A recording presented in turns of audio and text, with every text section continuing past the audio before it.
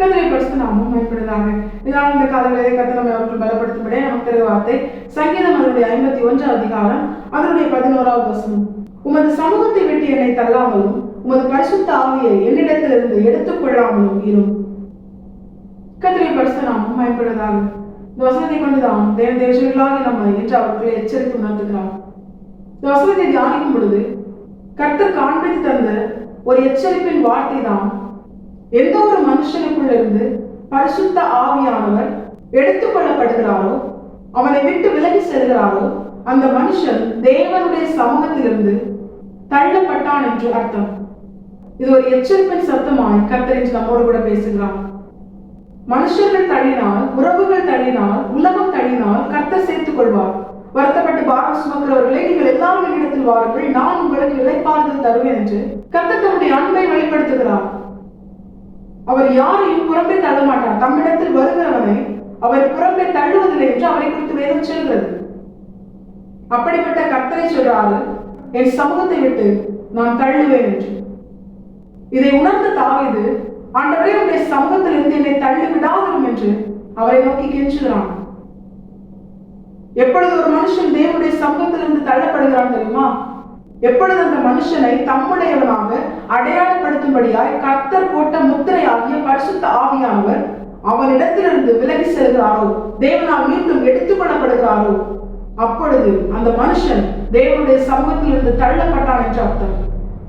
தேவர்களாகி நாம் மீட்கப்படும் நாளுக்கென்று முத்திரையாக நமக்குள்ளே வாசம் பண்ணுகிற பரிசுத்த ஆவியானவர் நம்மை விட்டு மீண்டும் அவர் எடுத்துக் கொள்ளப்படாதபடிக்கு, நம்மை விட்டு அவர் விலகி செல்லாதபடிக்கு, அவர் நமக்குள்ளே தாங்கி உலாவி நிரந்தரமாய் நமக்குள்ளே வாசம் பண்ண நாம் எச்சரிக்கையோடு அவருக்கு பிரியமாய் நடந்து கொள்ளணும்.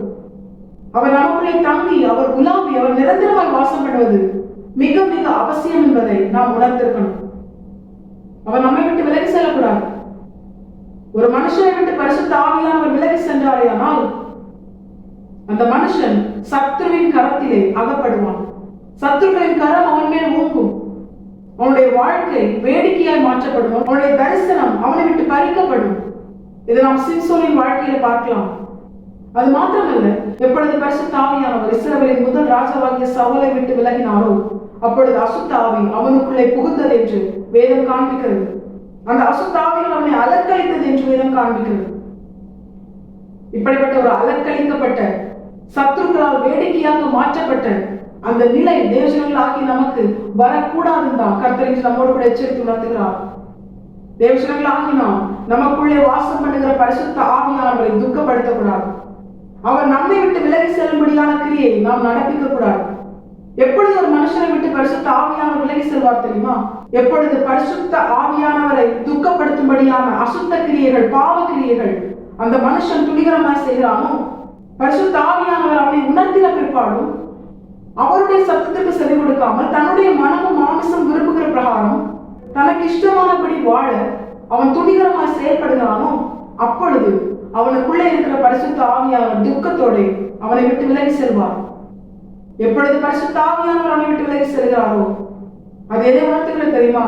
அவன் தேவ சமூகத்திலிருந்து தள்ளப்பட்டான் என்று அர்த்தம். இப்படிப்பட்ட ஒரு கேடுள்ள நிலைக்கு மாற தேவன் நம்மை அழைக்கவில்லை. அவர் நம்மை அழைத்ததே அவருடைய சாயலாய் நம்மை மாற்றி அவரோடு கூட இம்மையிலும் மறுமையிலும் தேவஜனங்களாகி நாம் மகிழ்ந்து களிக்கிறவும், இம்மையிலே அவர் நமக்கு தந்த வாக்குத்தத்தங்களை நாம் நம்முடைய வாழ்க்கையை சுதந்திரிக்கவும், மறுமையிலே அவர் நமக்கு பண்ணின வாக்குத்தத்தமாக நித்திய ஜீவனை சுதந்திரிக்கவும் கர்த்தர் நம்மை தெரிந்து கொண்டார். அதற்காகவே நம்முடைய கடைசி ரத்தம் வரைக்கும் நமக்காக சிந்தி அவர் நம்மை மீட்டுக் கொண்டார். தேவஜனங்களாகி நாம் இதை உணர்ந்தவர்களார். நமக்கென அருளப்பட்ட பரிசுத்த ஆவியானவர், அவர் பெயரே பரிசுத்த ஆவியானவர். அவரை பிரியப்படுத்தணும். பரிசுத்தமான கிரியைகளை நாம் நம்முடைய வாழ்க்கையில் நடப்பிக்கணும். அவர் எதற்காக நமக்கு கொடுக்கப்பட்டிருக்கிறார் தெரியுமா? தேவஜனங்களாகி நாம் ஆண்டவராக இயேசு கிறிஸ்துவை அறிந்து கொள்ளும்படியாக.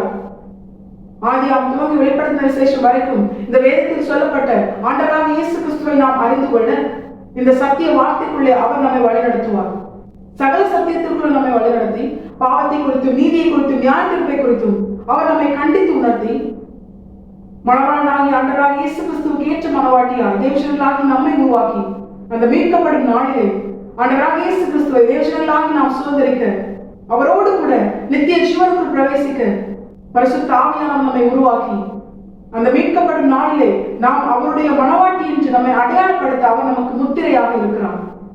இந்த முத்திரையை தேவஜனங்களாகி நாம் இழந்து போகாதபடிக்கு, அவரை துக்கப்படுத்தாதபடிக்கு நமக்கென அருளப்பட்ட பரிசுத்த ஆவியானவர் இம்மையிலும் மறுமையிலும் நமக்குள்ளே அவர் உலாவி வாசம் பண்ணி பரலோக ராஜ்யத்திற்குரியவர்களாய் அன்றாக இயேசு கிறிஸ்துவுக்கு ஏற்ற மனவாட்டியாய் நம்மை அடையாளப்படுத்தி வருகையை அவரோடு கூட நித்தியமாய் வாழ நாம் எடுத்துக்கொள்ளப்பட அவர் நமக்கு முத்திரையாயிருந்து இம்மையிலும் மறுமையிலும் கர்த்தர் நமக்கு தந்த வாக்குத்தத்தத்தை நம்முடைய வாழ்க்கையை நாம் சோதரிக்க கர்த்தர் நமக்கு கிருபை செய்வது, பரிசுத்த ஆவியானவர் நமக்கு உதவி செய்வது அதிக நிச்சயம்.